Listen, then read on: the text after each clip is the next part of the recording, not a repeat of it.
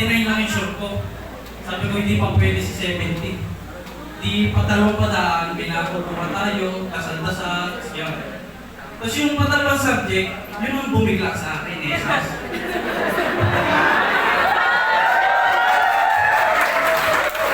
Takas niya, kahit ngayon naman eh, bigla na tayo. Kasi yung esas, nagsasagot ako eh, wala ka pala lang tayo.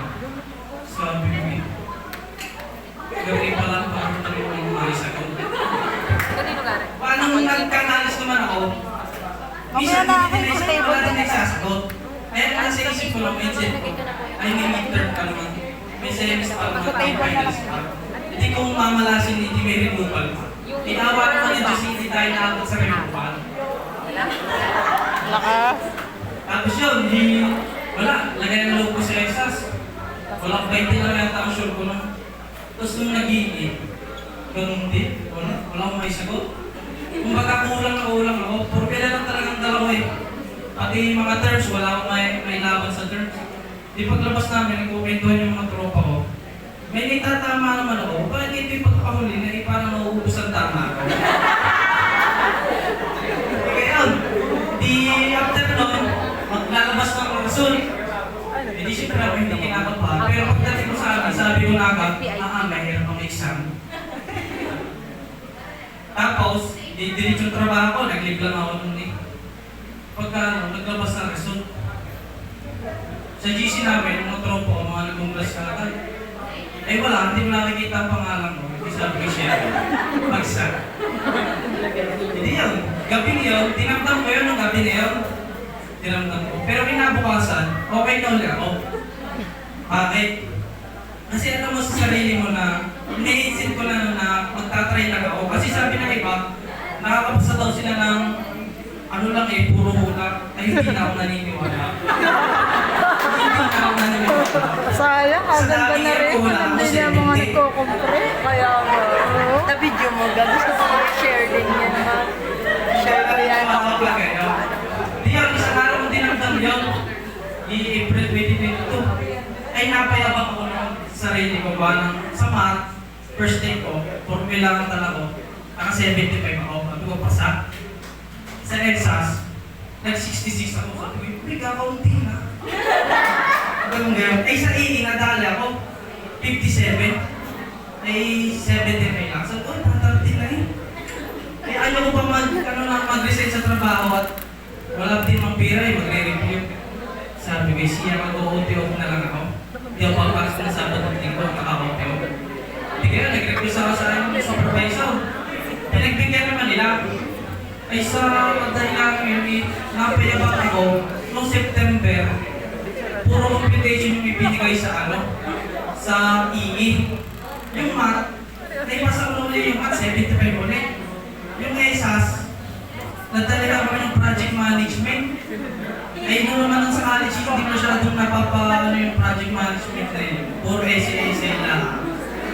Kasi sabi ko delikado na naman. Pero nag-71 din ako noon. Di na lang problema ko. Eh puro ang binigay is 3-phase.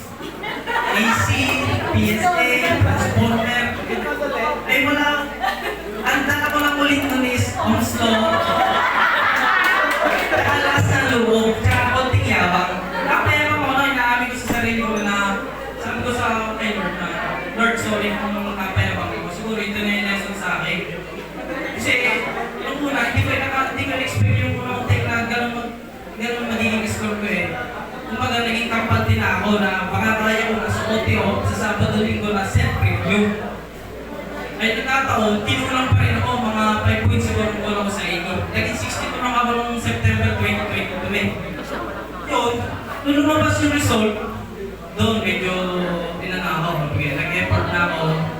Nagdamdam din ako mga 1 week. Siyempre yung mga 1 week yun. Di ba marami nakapasa nun? Ayaw ko mag-Facebook nun. Wala puro sa Facebook, puro mga post. Although natutuwa ako sa kanila, pero yung sa parang sa sarili ko, medyo nalulungkot ako. Pero sa kanila, natutuwa ako. Hindi ko lang kaya at yun lagi yung makikita ko. Hindi din ako masyado makapag-congrats dun sa iba kasi, syempre, ano tayo eh, may pinagdadaanan tayo.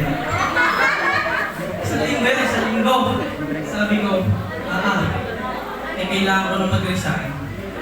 Eh, taon naman ito nag-chat ulit sa akin si Ma'am Peto. Tatlong beses nag-alok sa akin si Ma'am noong April 2022 na tinanggihan ko kasi sabi ko magtatry lang ako. Noong September 2022 na tinanggihan ko din kasi sabi ko mag-self-review na lang ako kasi napayaman na ako noon. Anong September, aanunin pa lang ako ni Ma'am, nasa mindset ko lang mag-review ko kay Ma'am Peto at hindi ko kaya ng... AC Review Center. Tapos yun, by January, nag-review na kami kay Ma'am Peto. Bayad na Mahirap kasi naiwanan agad kami na ano. Bayad naman na po. Hindi ko kami naiwanan. Nagtatrabaho pa kami ng independent pa ng 30 days. Yeah. Tapos noong January, about higher month na yung natuta namin sa topic. Hindi medyo huli na naman kami. Medyo may pressure na. May pressure na sa akin sa third take. Kasi may pagdududa na. Hindi na mawawala yung pagdududa na kaya mo pa kaya ito is nag-aaral naman ako ng padalawa. Pero ngayon, mas kampante naman ako. May, sa isang side ko, may kampante ako kasi may mag-guide sa akin. May flow yung review ko. Tapos may mga techniques pa din na may tuturo. So yun, nag-review kami. Tapos yung EE yung pinakamahalaga para sa akin eh. Yun talaga yung sinubaybayan ko. Kahit nakapali ako sa math, mga lower math, sabi ko, kaya ko namang ihapon yun sa April. Tapos yung EE, doon ako sa EE nag-focus. Tapos yun, sa awa naman ng Diyos, nakakasabay naman sa tinuturo ni Ma'am, nakakalaga mo yung iba.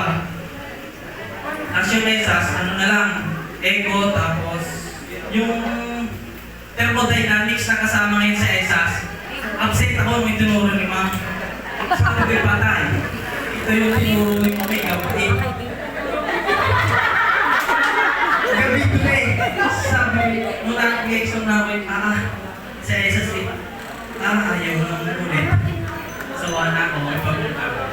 Sabi ko kayo, yung mga lumabas yung mga Rogi sa tunay, yung mga thermodynamics ng kami dati is, solvable lang eh. Makaya naman, basta may aral ka.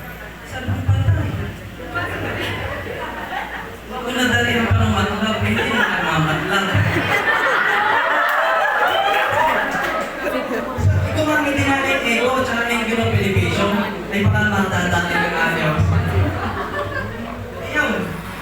Medyo kinabahan namin sa ESAS. Una kong pataan, 47 ang sure ko. Sa math naman, 60 lang, 60. Tapos nung EE, sabi ko kailangan ko bumawi.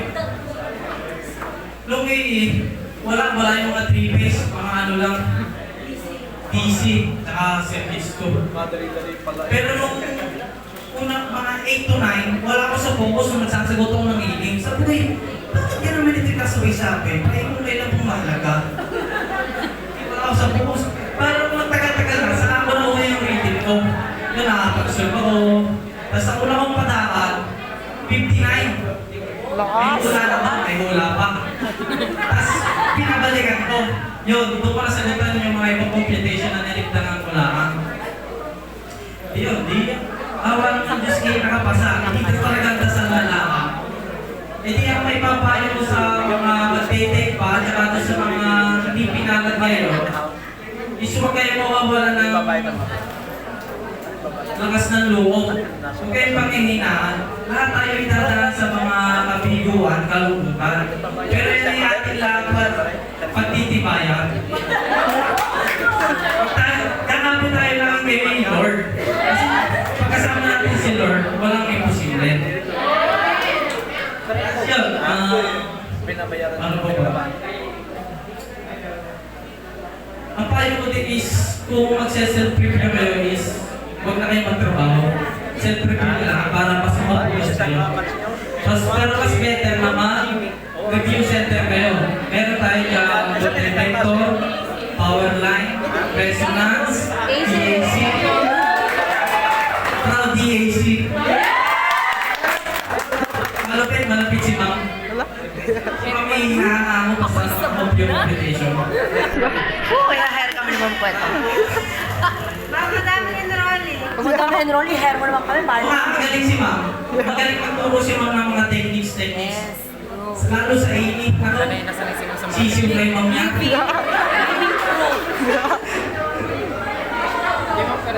Ano po ba?